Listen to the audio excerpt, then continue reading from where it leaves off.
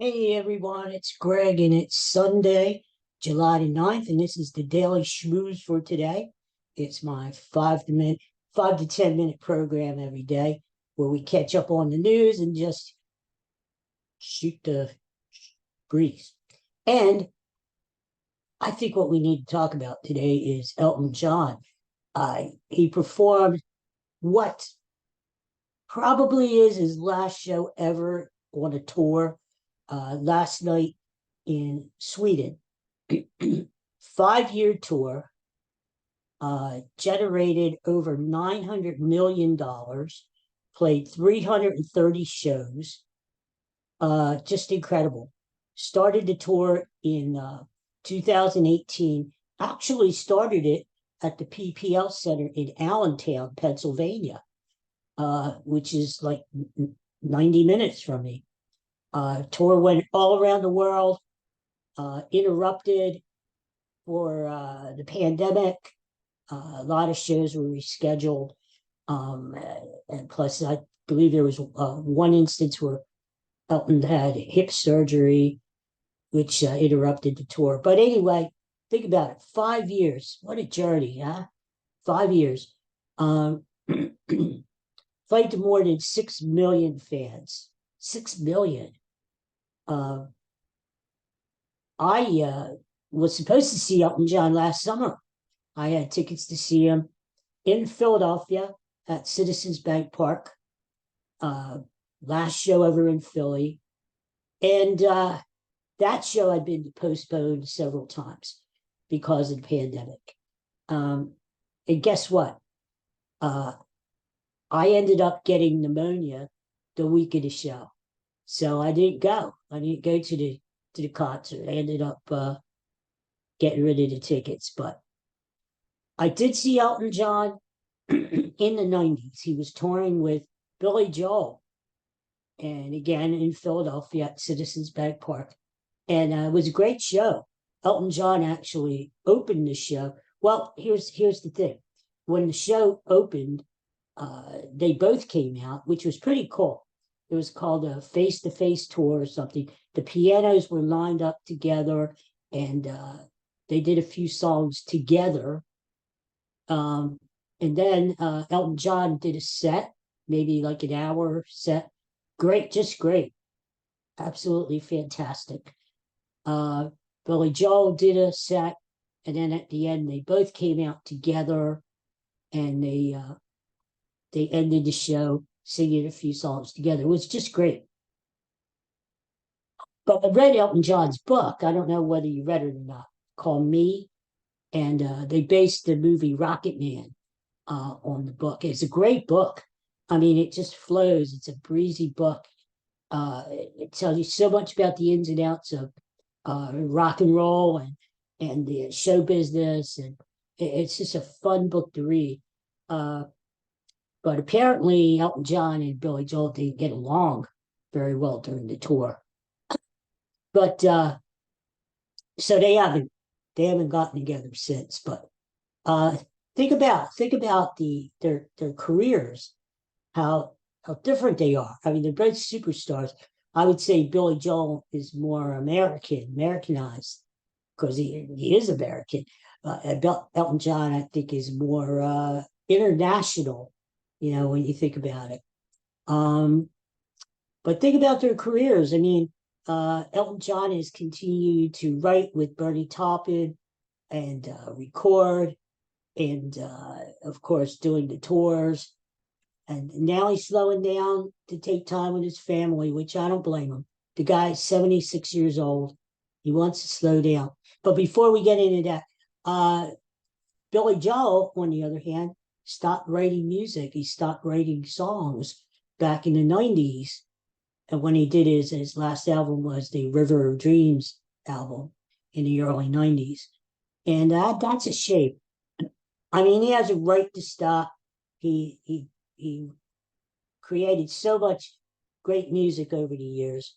He has a right. And he said he didn't have anything to write about anymore. So that was it.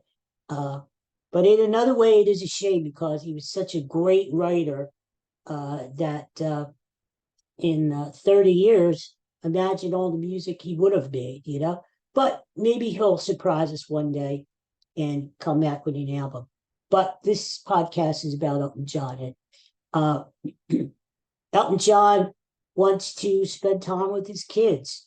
And he decided way back when, uh, back before 2018, that he wanted to spend more time with his kids. And you can't blame him for that.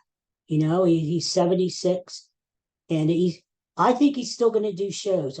He hasn't ruled out the possibility of making new music, means writing more, recording.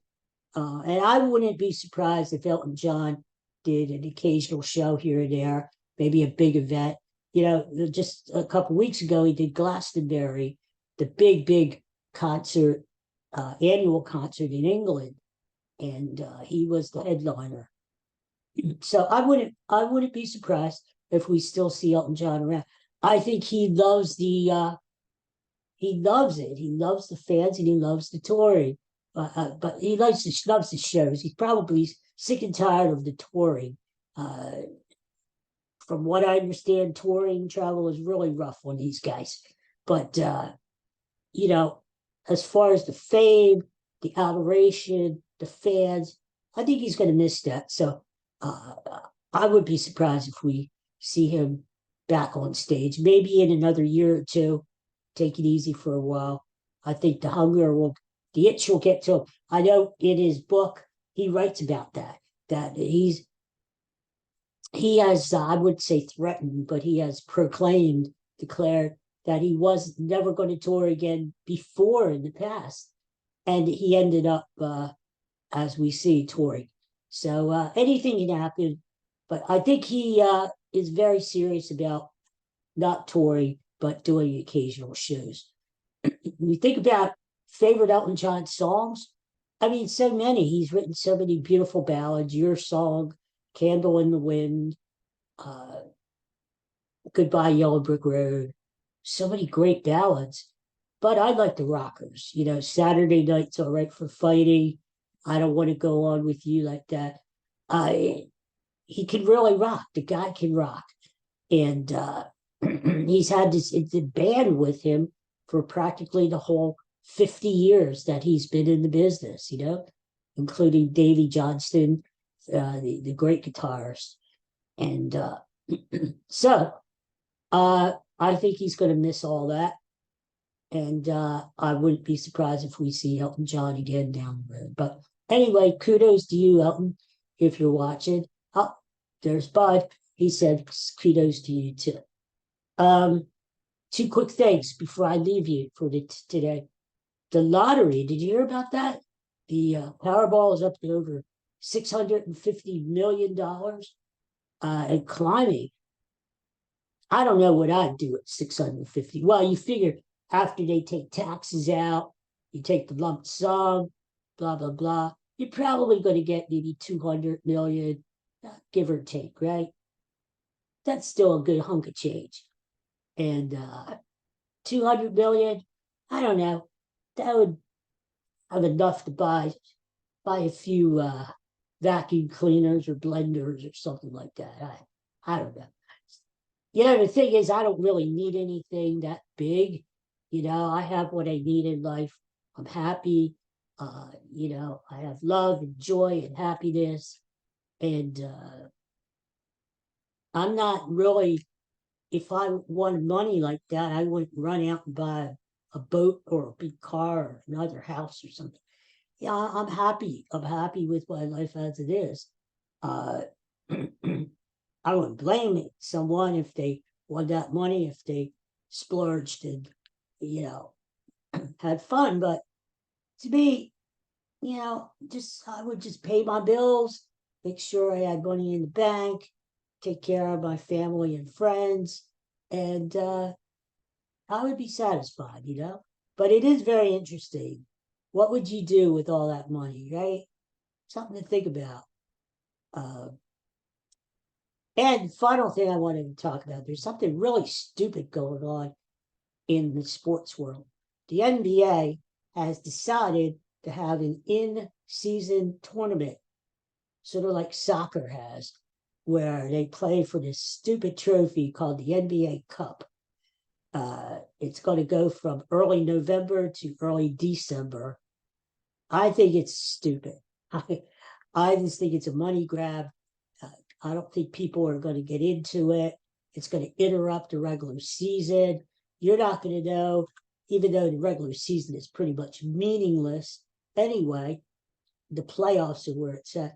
I think it's just going to diminish the regular season even more, diminish the playoffs.